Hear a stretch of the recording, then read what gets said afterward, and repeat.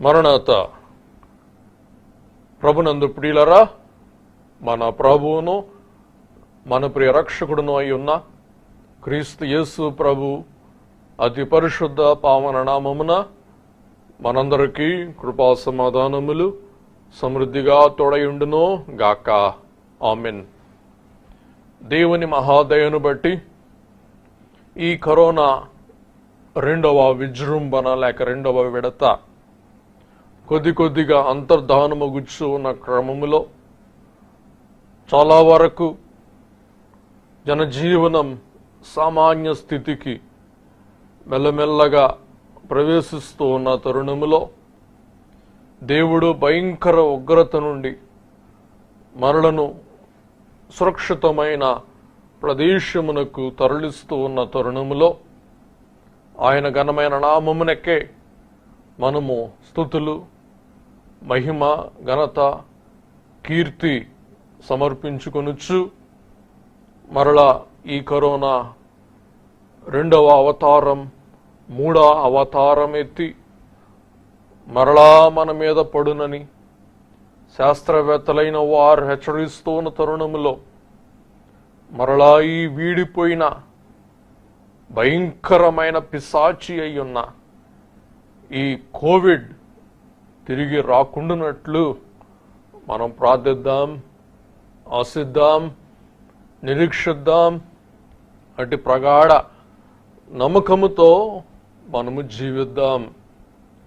పిల్లరా, వీడని నీడగా ఈ కోవిడ్ మనలను వెంటాడుతూ ఉన్న తరుణములో ఇంచుమించు 20 సంవత్సర ఆరంభము నుండి ఇంతవరకు దాని యొక్క భయంకరమైన కోరల్లోనికి, కరోనా కోరల్లోనికి అనేకులైన వారిని ఈ వ్యాధి లాగివేస్తూ కొందరిని మృంగివేస్తూ ఉన్న తరుణంలో ఈ కరోనా అను పిశాచి అనేక అవతారములెత్తి మనలను తల్లడిల్ల చేస్తూ ఉన్న ఈ యొక్క సందర్భం ఒకసారి స్మరించుకుంటూ ఉన్నప్పుడు యేసుక్రీస్తు ప్రభు సెలవిచ్చిన ఒక అమూల్యమైన ఉపమానం మనం జ్ఞాపకము చేయక లేక జ్ఞాపకము చేసుకొనక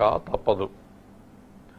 ఆ ఉపమానం ఈ సందర్భమునకు చాలా అనుగుణ్యం, చాలా అన్వయించుటకు అది చాలా అనుగుణ్యం. పిల్లరా, ఈవేళ మన అంశం హృది అను గెది. ఈ హృది అను గెదిలో వసించు ముగ్గురిని గూర్చి యేసుక్రీస్తు ప్రభువు ఉపమానములో తెలియచేస్తూ ఉన్నారు. మొదటి గెది భూతాల గెది, రెండవ గెది భూతల గెది, మూడవ గెది దూతాలి గెది. పిల్లరా, ఈ యొక్క హృదయం అనున్నది ఒక గెది వంటిది. ఈ గెదిలో భూతం నివసిస్తే భూతం యొక్క పనులు మనుష్యుడు చేస్తాడు.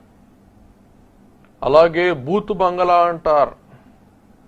మనం అనుకుందాం, భూపాల అనగా మానవ లోకముతో లేక లోకము గురించిన సంగతులతో హృదయం నిండి ఉంటే ఆ యొక్క హృదయమే లోకానుసారమైన జీవితంలో నిమగ్నమై ఉంటుంది.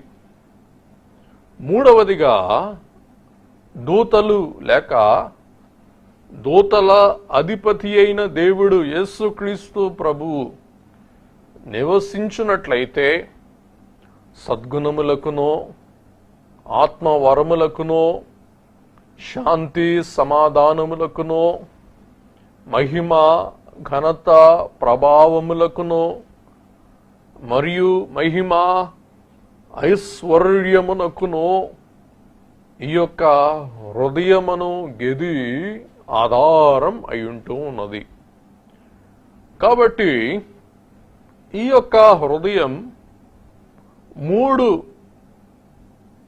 అంశములతో నిండి ఉండుటకు వీలున్నది అని ఈ వాక్యం యొక్క సారాంశం అయ్యుంటూ ఉండగా, మన హృదయం లోకముతో నిండి ఉన్నదా, మన హృదయం భూతములతో నిండి ఉన్నదా, మన హృదయం దూతలతో నిండి ఉన్నదా, లేక పరిశుద్ధులతో దేవునితో నిండి ఉన్నదా అనే సంగతిని మనం పరీక్షించుకున్న వారమై ఉండి, భూతాలకు తావు లేకుండా,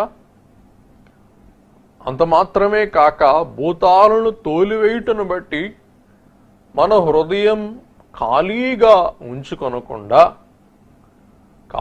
ఉంచుకొన్న ఎడల ఏవైనా జొరబడుటకు ఆస్కారం ఉండును. కాబట్టి దూతాలు లేక దూతలకు అధిపతి అయిన దేవుడు మన హృదయను గదిలో వాసము చేసినట్లయితే అది ఖాళీగా ఉండదు, భూతాలకు నివాసముగా ఉండదు. కాబట్టి అలాగూ దూతలు నివసించున్నట్లు మన హృదయములను మనం సిద్ధపరచుకుందాం అని తెలియచేస్తూ, ఈ దిన మన వాక్య ధ్యాన భాగం మనం పఠించుకొని మనం ధ్యానం చేసుకుందాం. మత్తయి సువార్త 12వ అధ్యాయం 43 నుండి 45 వచనాలు. యేసుక్రీస్తు ప్రభు ఉపమానం తెలియచేస్తూ ఉన్నారు. అపవిత్రాత్మ ఒక మనుష్యుని వదిలిపోయిన తరువాత అది విశ్రాంతి వెదుగుచు నీరు లేని చోట్ల తిరుగుచుండును. విశ్రాంతి దొరకనందున నేను వదిలి వచ్చిన నా ఇంటికి తిరిగి వెలుదుననుకొని వచ్చి ఆ ఇంట ఎవరునూ లేక అది ఊడ్చి అమర్చియుండుట చూచి వెళ్ళి తనకంటే చెడ్డవైన మరి 7 దయ్యములను వెంటబెట్టుకుని వచ్చును. అట్టి 7 దయ్యములు హృదయములో ప్రవేశించి అక్కడనే కాపురముండును. అందుచేత ఆ మనుష్యుని కడపటి స్థితి మొదటి స్థితి కంటే చెడ్డదగును.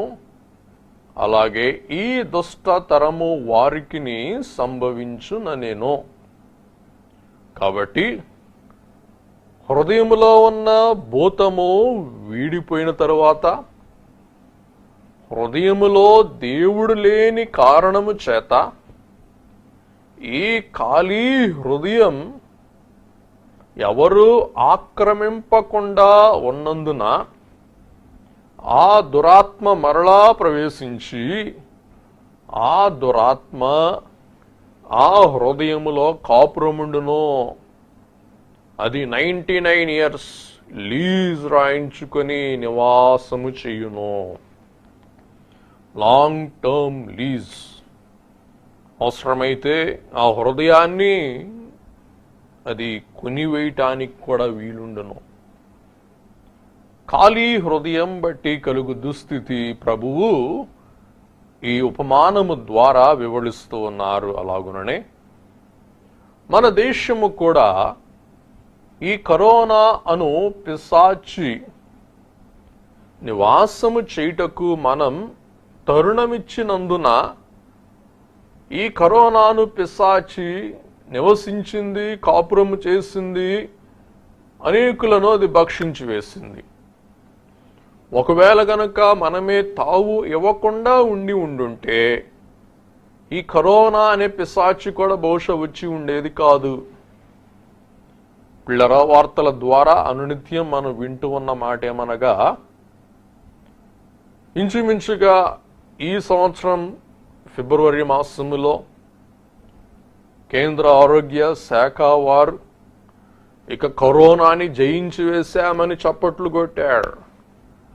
కరోనా వెళ్ళిపోయింది, కరోనా వీడిపోయింది, ఇక కరోనా ఖాళీ అయిపోయింది అని చప్పట్లు కొట్టాడు. అలాగే మార్చి నెలలో పిల్లరా ఈ వ్యాధి లేదు అని బీజేపీ వారు మన గౌరవ ప్రధానమంత్రిని పొగడి ఉన్నారు, కీర్తించి ఉన్నారు, అభినందించి ఉన్నారని మనం వింటూ ఉన్నాం.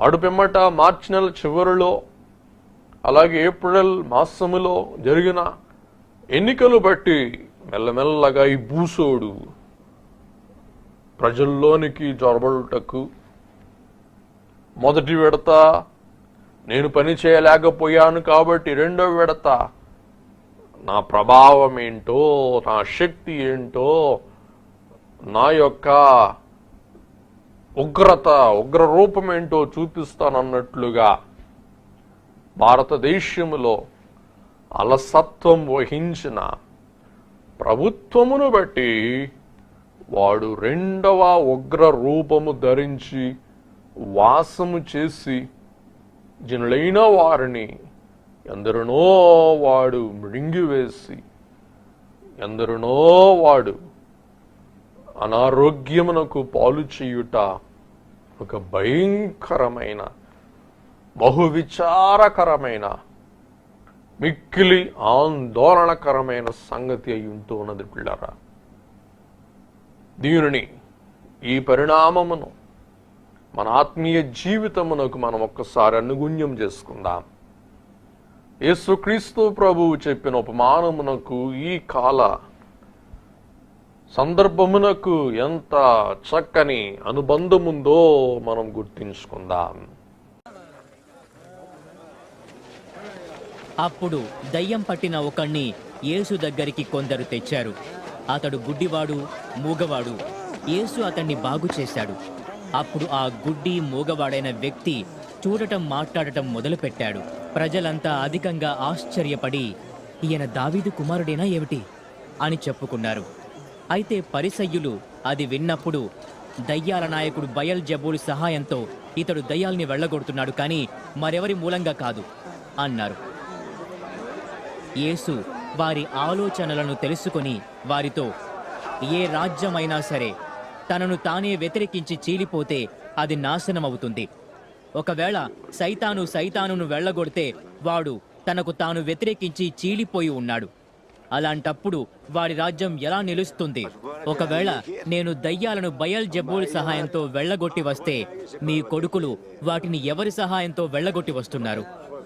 అందుచేత వారు మీకు తీర్పరులు అవుతారు. నేను దేవుని ఆత్మ సహాయంతో దయ్యాలను వెళ్ళగొట్టి వేస్తూ ఉంటే దేవుని రాజ్యం మీ మధ్యకు వచ్చిందన్నమాటే. ఒకరు మొదట బలవంతుణ్ణి కట్టివేయకుండా ఆ బలవంతుడి ఇంట్లోకి వచ్చి అతడి సామాను ఎలా దోచుకోగలరు? అతన్ని కట్టివేస్తేనే అతడి ఇంటి సామాను దోచుకుంటారు. నా తరపున ఉండని వాడు నాకు వ్యతిరేకి, నాతో కలిసి సమకూర్చని వాడు చెదరగొట్టేవాడు.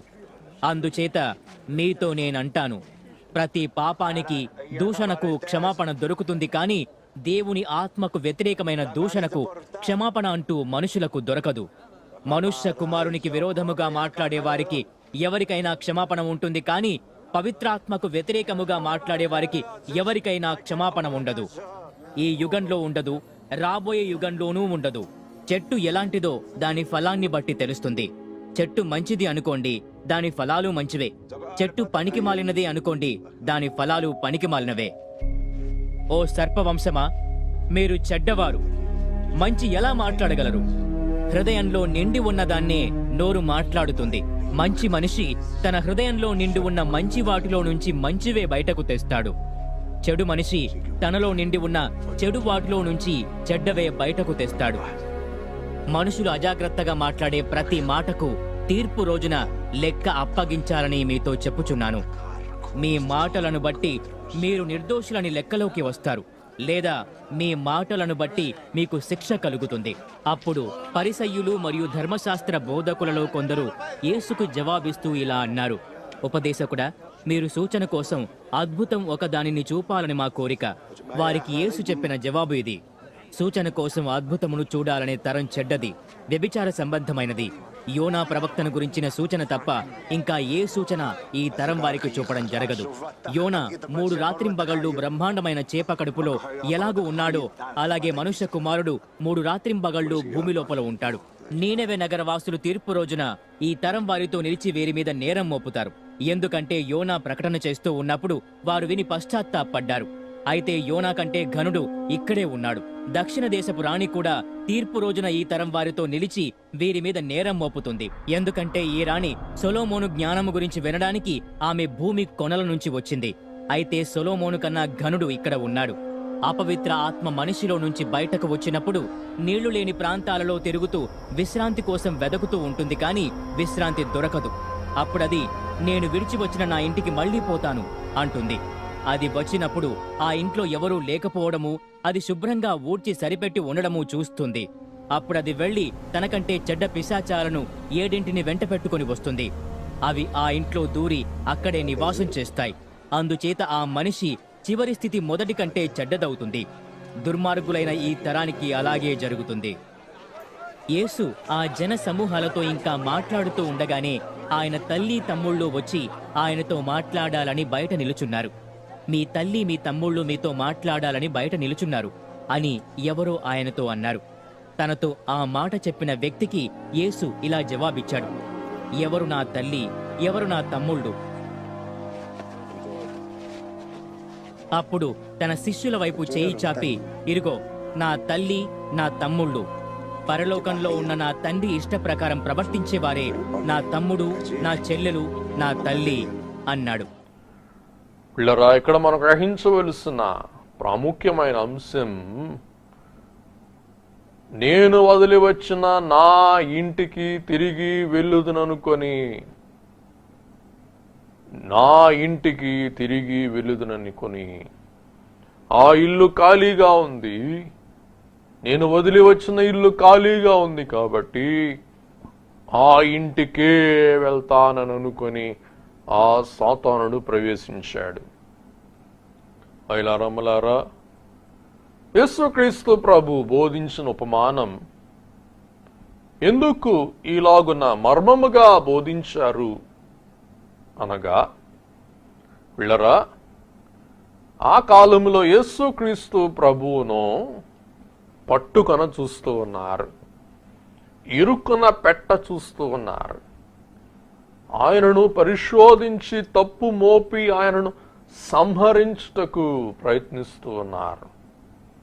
అందుచేత ఇది శత్రువులకు మరుగుగాను, తన మిత్రులకు అనగా తన శిష్యులకు విషిదముగాను ఉండినట్లు ప్రభు మరుగుగా ఈ బోధ వివరించిన వారై ఉన్నారు, ఉపమానమును బోధించిన వారై ఉన్నారు. అందుకే ప్రభు తన శిష్యులతో సెలవిస్తూ ఉన్న మాట,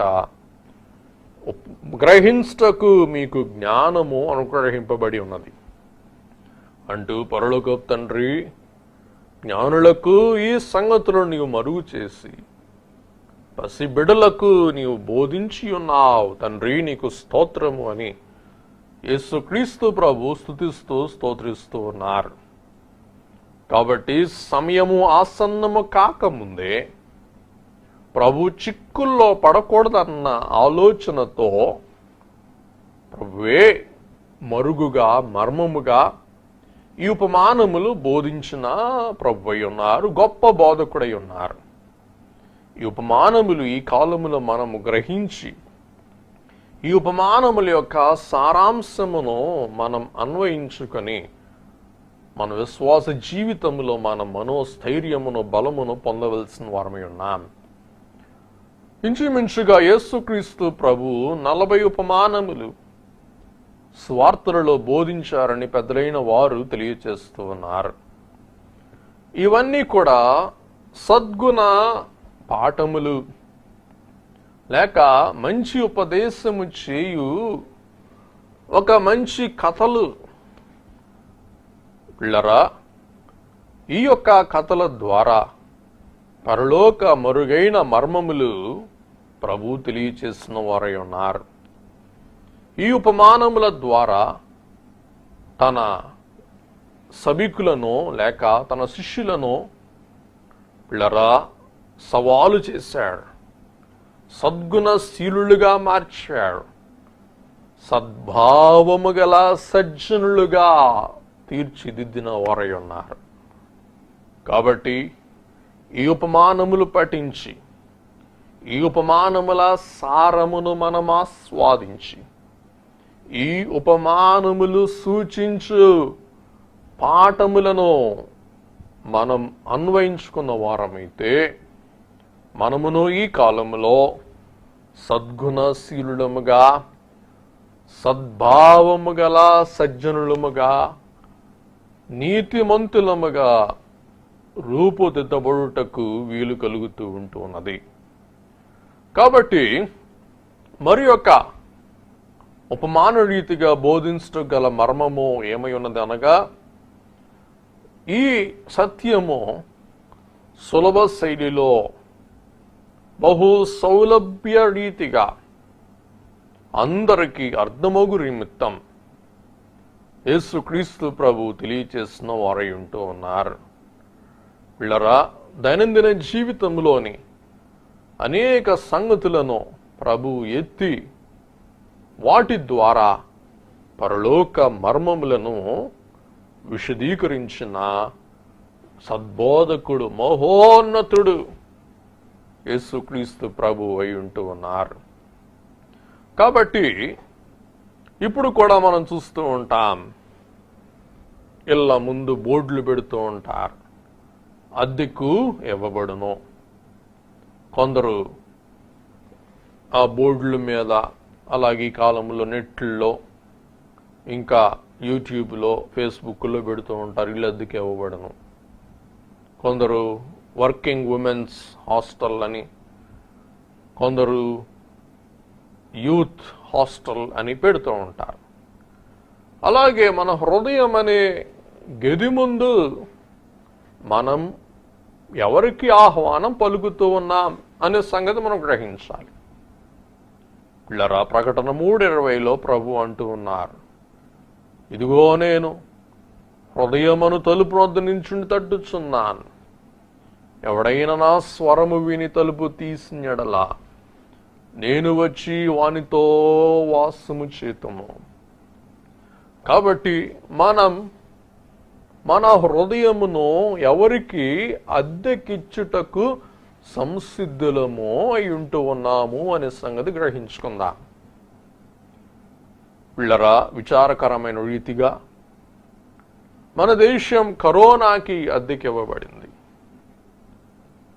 దేవుని కృపను బట్టి, ప్రభుత్వం వారి యొక్క మెలకువను బట్టి, అలాగే వైద్యుల యొక్క నిత్య విరామము లేని శ్రమ కృషిని బట్టి, అలాగుననే ఈ లాక్డౌన్ బట్టి, మన యొక్క మంచి సాత్వికం బట్టి, మన వినమ్రతను బట్టి, మనం లాక్డౌన్ని సన్మానించడం బట్టి, లాక్డౌన్ని మనం పాటించడం బట్టి, ప్రభుత్వ విధులకు మనం లోబడి ఉండటను బట్టి చాలా వరకు ఈ వ్యాధిని మనం నివారింప చేసుకున్న వారమై ఉంటూ ఉన్నామండి.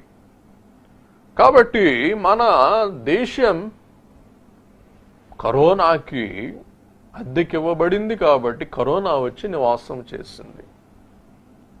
పిల్లరా, ఈ కాలంలో ఈ కరోనా అనువాసన కానీ, ఈ కరోనాకి సంబంధించిన ఏ విధమైన ఆనవాలు కాని కనపడితే మనం తోలివేసినట్లయితే దానిని మనం మొటుమాయము చేసుకునగలుగు వారమై ఉన్నాం. అదే రీతిగా సాతాను యొక్క ఆనవాలు కానీ, సాతాను యొక్క ప్రవేశము కానీ మనము లేకుండా చూసుకున్న వారమైతే మనము సజ్జనులముగా, భక్తిపరులముగా జీవించటకు వీలు కలుగుతూ ఉంటూ ఉన్నది. కాబట్టి ఇక్కడ మన హృదయమును మనం ఖాళీ చేసుకోకూడదు. మా నాన్నగారు చాలాసార్లు చెప్తూ ఉండేవారు, an idle mind is devil's workshop. కాబట్టి ఖాళీ హృదయమే, ఖాళీ మనస్సే సాతానుకి ఒక మంచి పనిముట్టు, అలాగే పనిముట్లు గల నివాస చోటు అని గ్రహిస్తూ ఉన్నాం. పిల్లరా, ఈ హృదయములను కొన్నింటిని మనం దేవుని వాక్యములో నుండి పరీక్షించి ధ్యానం చేసుకుందాం. మొదటి హృదయం అగ్ర హృదయం, టాప్, శ్రేష్టమైన అగ్రగామి అయిన హృదయం.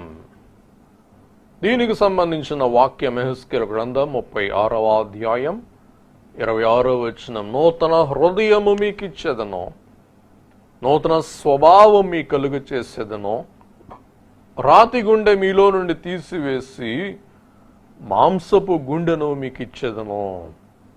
నూతన హృదయం, శ్రేష్టమైన హృదయం, అగ్రగామి హృదయం మనం టీవీలో వింటూ ఉన్నాం.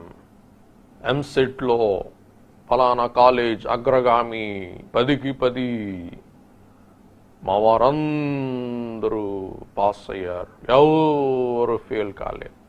అగ్రగామి. అలాగే అగ్రగామి హృదయం, నూతన హృదయం, ప్రభువుని కలిగిన హృదయం, నూతన పరచబడిన హృదయం, నలిగిన హృదయం, కరిగిన హృదయం, అలాగుననే మాంసపు హృదయం, కఠినత్వము లేని హృదయం, సహృద హృదయం. అలాగే దీనినే పౌలు గారు మరలా మనకు తెలియచేస్తూ ఉన్నారు. హెబ్రీ పత్రిక 10వ అధ్యాయం 16-17 వచనాలు. ఎలయనగా ఆ దినములైన తరువాత నేను వారితో చేయబోవు నిబంధన ఇదే, నా ధర్మ విధులను వారి హృదయమునందుంచి వారి మనస్సు మీద వాటిని వ్రాయుదును అని చెప్పిన తరువాత వారి పాపములను వారి అక్రమములను ఇకను ఎన్నటికి జ్ఞాపకము చేసి కొనను అని ప్రభువు చెప్పుచున్నారు. పిల్లరా, హృదయం పరిశోధింపబడుటకు, హృదయం పరిశీలింపబడుటకు ఈవేళ మనమందరం పదే పదే వింటూ ఉన్న మాట CT scan, CT scan, chest scan, chest X ray. అలాగే మన హృదయం యొక్క స్వభావం, కరోనా కొరకు లంగ్ ఎక్స్రే, లంగ్ సిటీ తీసిన రీతిగా మన హృదయం యొక్క సిటీ తీయగల ఏకైక మిషన్ దేవుని వాక్యం. అందుకే ఈ ఎక్స్రే మిక్కిలి ప్రభావము గలది, మిక్కిలి శక్తి గలది. ఈ ఎక్స్రే ఏంటో మనందరికీ తెలుసు. హెబ్రీ పత్రిక 4వ అధ్యాయం 12వ వచనం. ఎందుకనగా దేవుని వాక్యం సజీవమై బలము గలదై రెండంచులు గల ఎటువంటి సిటీ స్కాన్ కంటెనో వాడిగా ఉండి ప్రాణాత్మలను, కీళ్లను, మూలుగును విభజించునంత మట్టుకు దూరుచు హృదయం యొక్క తలంపులను, ఆలోచనలను శోధించుచు ఉన్నది. చూసారా పిల్లరా, ఆవేళ సిటీ స్కాన్ లేవు కాబట్టి పౌలు గారు ఖడ్గం అన్నారు. ఈవేళ సిటీ స్కాన్లు ఉన్నవి కాబట్టి మనం న్యూ తెలుగు వర్షన్ అని పెట్టుకొని దేవుని వాక్యం సజీవమై బలముగలదై రెండంచుల ఏ ఎంఆర్ఐ స్కాన్ కన్నా, ఏ సిటీ స్కాన్ కన్నా వాడి అయినదై బలముగలదై అని మనం చదువుకుందాం. New version. ఖడ్గం అంటే మనకు భయం కదా. ఈ సిటీ స్కాన్, ఎంఆర్ఐ స్కాన్ కనపడని ఖడ్గం. మరి డాక్టర్లు తెలియజేస్తున్నారు ఒక సిటీ స్కాన్ 400 ఎక్స్రేలతో సమానం అంట. కానీ కంటికి కానరాదు, అందుచేత మనకు భయం లేదు. అది డాక్టర్ గారు సూది పట్టున్నారు అనుకోండి, డాక్టర్ గారు అంటాము. కానీ ఏసీ రూమ్లో చక్కగా పండుకోని దుప్పటి కప్పినప్పుడు భయంకరమైన ఈ సిటీ మంచం మీద హాయిగా పండుకుంటాం. కొంతమంది అయితే బహుశా గుర్రు పెట్టి నిద్రపోతారేమో సిటీ మిషన్లో. వారికి తెలియదు. అలాగే దేవుని వాక్యమును సిటీ స్కాన్ పరిశోధిస్తూ ఉండగా, పరీక్షిస్తూ ఉండగా, నీవు పరీక్షింపబడుతూ ఉన్నావా, లేక ఆ సిటీ స్కాన్లో 2 చేతులు వెనకాల పెట్టుకొని పండుకున్న పేషెంట్ లాగా నీవు గుర్రు పెట్టి నిద్రపోతూ ఉన్నావా? Let the Bible examine you. కాబట్టి బైబిలు మనం పరిశోధింపబడుటకు, లేక మనల్ని పరిశోధించుటకు మనం బైబిల్కి అవకాశం ఇవ్వవలసిన వారమై ఉన్నాం. అంతే తప్ప ఏదో మొక్కుబడిగా యెహోవా నా కాపరి నాకు లేమి కలగదు, దేవా నువ్వు నా కాపరివి నాకు లేమి కలగదు, కానీ నాకైతే టైం లేమిగా ఉంది, గుడ్ బై, అది కాదు. కాబట్టి దేవుని వాక్యం మనలను పరిశీలించటకు, హృదయమును, హృదయ ఆలోచనలను, హృదయ తలంపులను శోధించటకు, సరిచేయుటకు మనం దేవుని వాక్యానికి అవకాశం ఇవ్వవలసిన వారమై ఉన్నాం. మరియు మన భావ ప్రజ్ఞతకు, మన భావ తలంపులకు మూలం మన హృదయం అయి ఉంటున్నది. అందుకే సొలొమోను మహారాజు గారు సామెతల గ్రంథం 4:23 అంటారు, నీ హృదయములో నుండి జీవధారలు బయలుదేరును. కాబట్టి అన్నిటికంటే ముఖ్యముగా నీ హృదయమును భద్రముగా కాపాడుకునుము.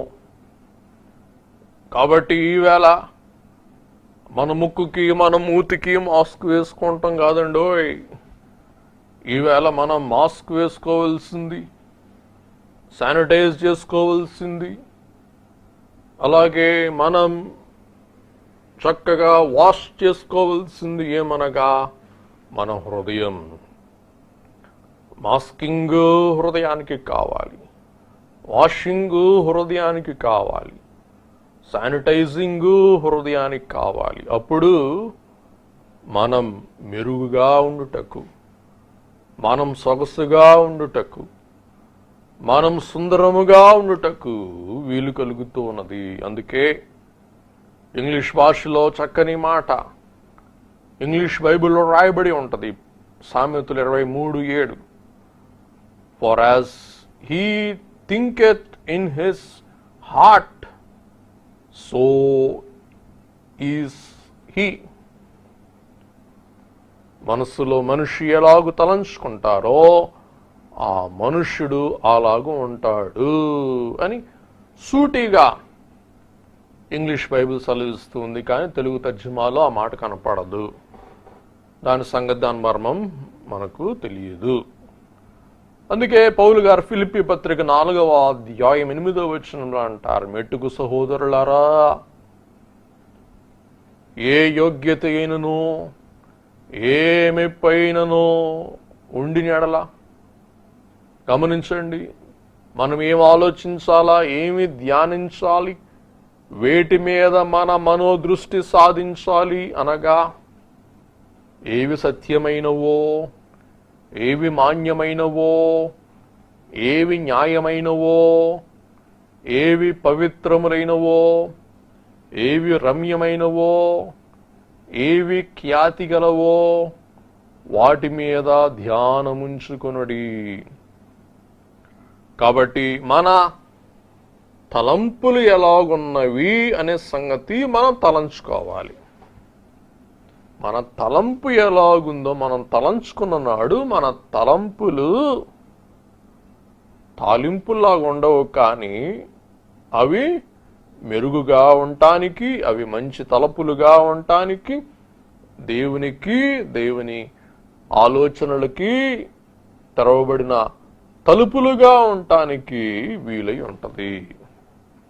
అందుకే దానియేలు గారు తన మనసులో అనుకున్నది తన నిజ జీవితంలో తాను జరిగించాడు. ఎలాగనగా దానియేలు గ్రంథం 1వ అధ్యాయం 8-9 వచనాలలో రాజు భుజించు భోజనమును పానము చే ద్రాక్షారసమును పుచ్చుకొని తన్ను అపవిత్రపరచుకొనకూడదని దానియేలు ఉద్దేశించి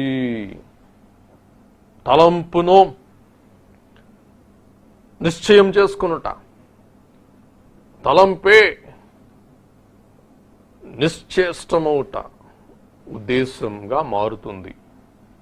తాను అపవిత్రుడు కాకుండానట్లు వాటిని పుచ్చుకొనకుండా సెలవిమ్మన్న నపహంసకుల అధిపతిని వేడుకొనగా దేవుడు నపంసకుల అధిపతి దృష్టికి దానియేలునకు కృపా కటాక్షమునందను అనుగ్రహించును గనుక నపంసకుల అధిపతి దానియేలుతో ఇట్లా నేను కాబట్టి దానియేలు అనుకున్నాడు, ఆ రాజ బల్ల మీద ఉన్న ఆహారం భుజించకూడదు అని పూనుకొన్నాడు, తినకుండా మానుకొన్నాడు. తద్వారా తాను సజ్జనుడు అని పిలువబడ్డాడు. కాబట్టి మొదటిది అగ్రగామి హృదయం, రెండవది నిగ్రహ హృదయం. దానియేలు నిగ్రహ శక్తి కలిగిన వారై ఉన్నారు. ఈవేళ మనకు కూడా లాక్డౌన్ బట్టి ఆ నిగ్రహ బలం దేవుడిస్తూ ఉన్నారు. బయటికి వెళ్ళే వాళ్ళు వెళ్ళకుండా ఇంట్లోనే ఉంటూ ఉన్నారు. నిగ్రహం అంటాం. కాబట్టి ఈ నిగ్రహం లేక నిగ్రహ హృదయం కలిగి ఉండాలని ఏలియా భక్తుడు ఇశ్రాయేలు జనాంగమునకు సెలవిస్తూ ఉన్నారు. మొదటి రాజుల గ్రంథం 18:21. ఏలియా జనులందరి దగ్గరకు వచ్చి, ఎన్నాళ్ళ మటుకు మీరు రెండు తలంపుల మధ్య తడబడుచుందరు? యెహోవా దేవుడైతే ఆయనను అనుసరించుడి, బయలు దేవుడైతే వారిని అనుసరించుడని ప్రకటన చేయగా జనులతనికి ప్రత్యుత్తరముగా ఒక్క మాట ఏనను పలుకకపోయిరి. ఎందాక రెండు మనస్సుల తట్టు మీరు ఆకర్షింపబడుతూ ఉంటారు. అలాగే యెహోషువ గ్రంథం 24:15. యెహోవాను సేవించటం మీ దృష్టికి కీడని తోచినడలా మీరు ఎవరిని సేవించదురో, నది అద్దరిని మీ పితరులు సేవించిన దేవతలను సేవించదురో, అమోరీయుల దేశమున మీరు నివసించుచున్నారే వారి దేవతలను సేవించదురో నేడు మీరు కోరుకొనుడి. మీరు వారిని సేవింప కోరుకొనినను, మనందరికి తెలిసిన వాక్యం, నేనును నా ఇంటి వారిని యెహోవాను సేవించదమో. నిగ్రహ హృదయం. యెహోషువ భక్తుడు తన హృదయంలో నిగ్రహం చేసుకున్నాడు. నేను నా ఇంటి వారు యెహోవానే సేవిస్తాను. రెండవది విగ్రహ హృదయం. నిగ్రహ శక్తి లేని వారికి కలిగేది విగ్రహ హృదయం. అనగా వారి హృదయం ఏదో ఒక దాని తట్టు మలుటకు వీలు కలుగుతూ ఉన్నది. ఈ విగ్రహ హృదయం గురించిన వాక్యం యెహెజ్కేలు గ్రంథం 6వ అధ్యాయం 9వ వచనం. మరియు నన్ను విసర్జించిన వారి విశ్వాసఘాతకమైన వ్యభిచార మనస్సును, విగ్రహములను అనుసరించిన వ్యభిచార దృష్టిని నేను మార్చి నా తట్టు తిరుగ చేయగా, చెరపట్టబడిన వారై శేషించిన వారు అన్ని జనుల మధ్య నన్ను జ్ఞాపకము చేసుకుని. విగ్రహ హృదయం. ఇదే సంగతి యెహెజ్కేలు గ్రంథం 14:3-7 వచనాలలో కూడా మనం గ్రహింపగలుగుచున్నాం. పిల్లరా, తర్వాత హృదయం ఆగ్రహ హృదయం. యెహెజ్కేలు గ్రంథం 28:17. నీ సౌందర్యము చూచుకొని నీవు గర్వించిన వాడవై, నీ తేజస్సు చూచుకొని నీ జ్ఞానమును చెరుపుకొంటివి కావున నేను నిన్ను నేలను పడవేసెదను, రాజులు చూచుండగా నిన్ను హేళనకు అప్పగించుదను. కాబట్టి ఆగ్రహ హృదయం, గర్వించిన లూసిఫర్ హృదయం. తరువాత మనం గ్రహింపవలసినది గ్రహణ హృదయం, కప్పబడిన హృదయం, నింపబడిన హృదయం, దాచబడిన హృదయం, మరుగైన హృదయం. అపోస్తుల కార్యములు 28-27. ఈ ప్రజలు కనులారా చూచి చెవులారా విని మనసారా గ్రహించి నా వైపు తిరిగి నా వలన స్వస్థత పొందకుండునట్లు గ్రహణం వారి హృదయం క్రోవి ఉన్నది. వీళ్ళకి పట్టిన గ్రహణమే కొవ్వు.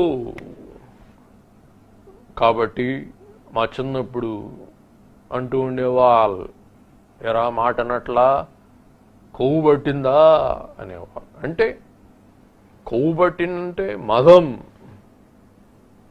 మదమును బట్టి మాట వినరో, కాబట్టి వాడికి బాగా కొవ్వు పట్టిందిలే అంటారు.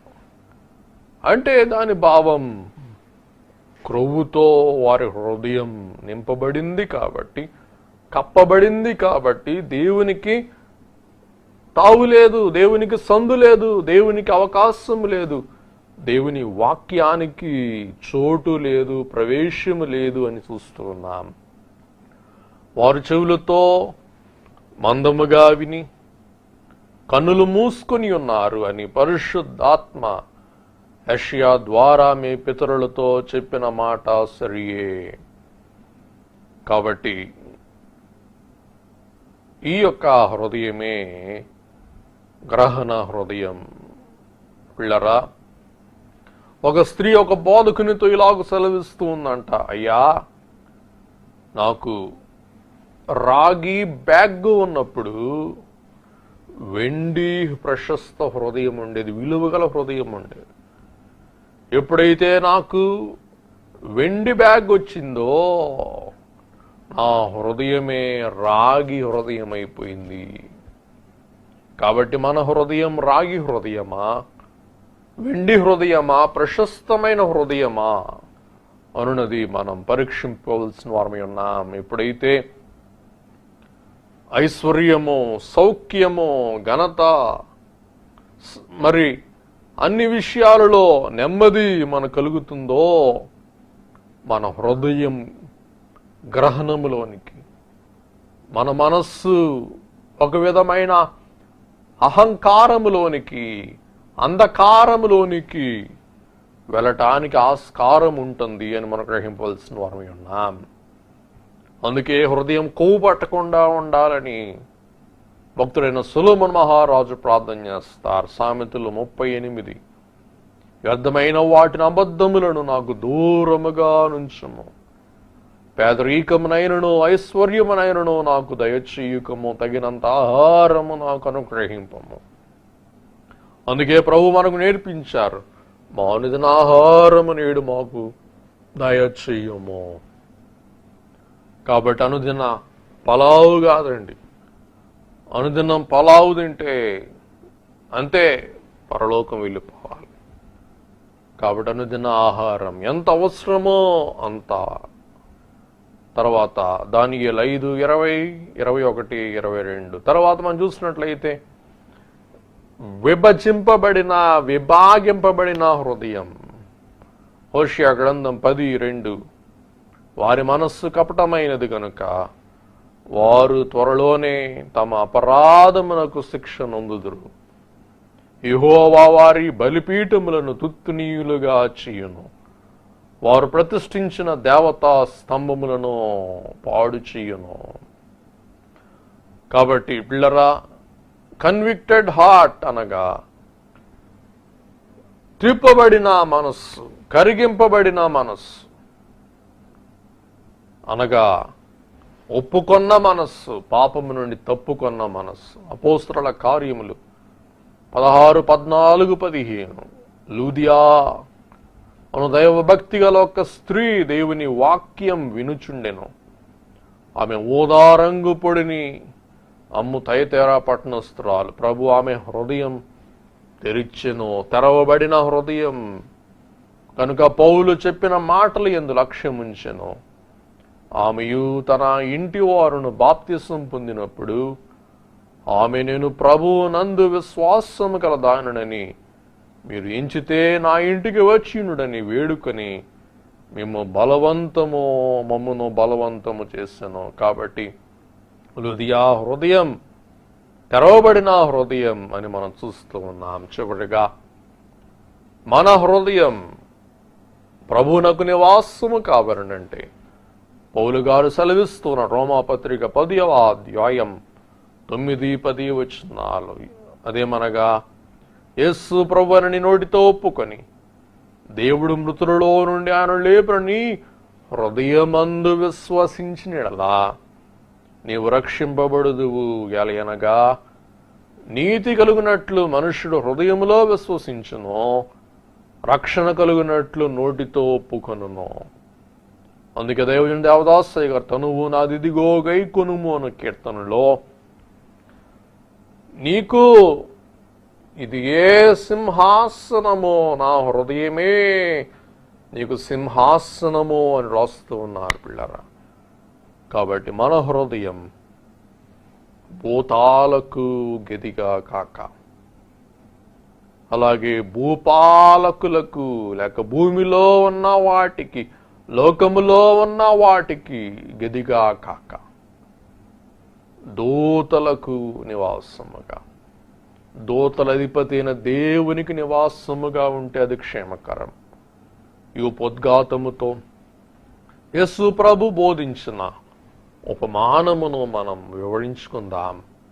అంతపర్యంతం దేవుని యొక్క కృప మనందరికీ మిండుగా తోడయుండును గాక.